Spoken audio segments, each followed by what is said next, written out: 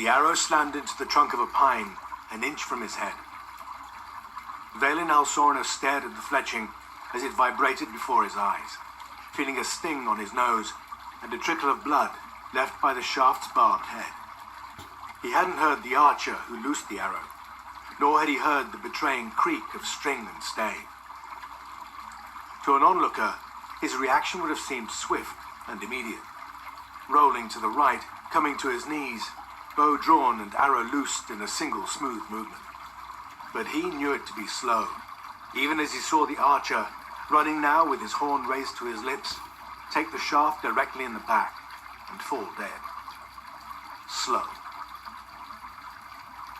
There was a soft rustle at his side as Aless appeared out of the surrounding carpet of ferns, knocked bow in hand.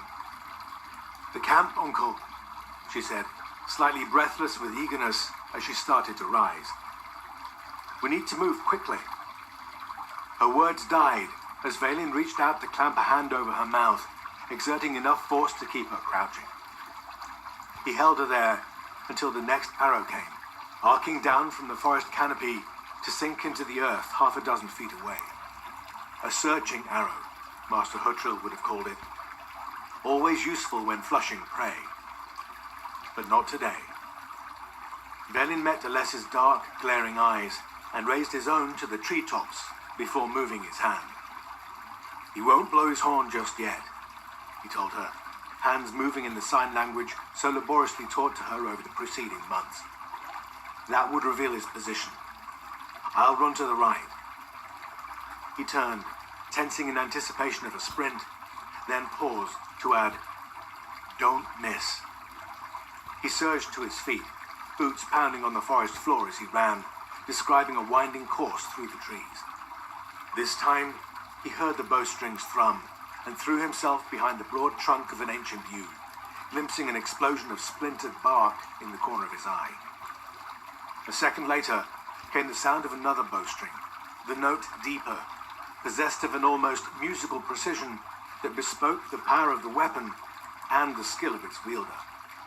A brief pause, then the thud of a body falling from a tall height to the forest floor. Vaelin remained crouched behind the yew, eyes closed as his ears drank in the song of the forest. It wasn't long before the chitter of birds, stilled by the unwelcome intrusion, began to return, and the wind carried no more trace of sweating, fearful men. He emerged from his refuge to find Aless busily searching the body of the outlaw her arrow had plucked from the treetops. Her movements were swift and practiced, hands betraying no sign of a tremble, despite having just wrested the life from a man. He knew she had killed before in Cumbrael, during a brief and quickly crushed resurgence of the ever-troublesome Sons of the True Blade. "It doesn't vex her at all," Riva had written in a letter she sent north along with her adopted daughter, "which vexes me greatly."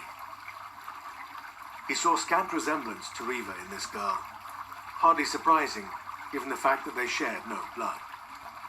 Her hair was black and her eyes dark, and she was perhaps an inch shorter, if a little thicker of limb. However, the apparent immunity to the effects of killing was a recognizably familial trait that she had clearly picked up somewhere along the road, one she shared with the man she called uncle.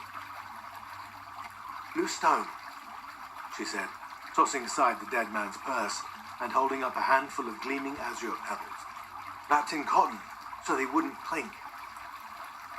She angled her head as she surveyed the outlaw's corpse. Knew his business at least. She glanced up at Vaelin before adding with a grin, "Not well enough, though." Vaelin crouched to retrieve the man's bow, a flat-staved hunting weapon typical to all fiefs of the realm except Cumbrael. Had the fellow possessed a longbow and the skill to use it, Vaelin knew he would likely be dead now. "Check his scalp," he told Aless, who duly whipped away the man's woolen cap, revealing a shaven head. Vaelin used his boot to turn the corpse's head until he found it, a crude tattoo forming a dark crimson stain amidst the grey stubble. "The bloody sparrows," he said, moving away. The outlaw he had killed lay some 20 paces off, face down, with Valin's arrow protruding from his back at a near vertical angle. Valin worked the shaft loose, grunting with the effort of extracting the barbed head from the bony trap of the man's spine before turning him over.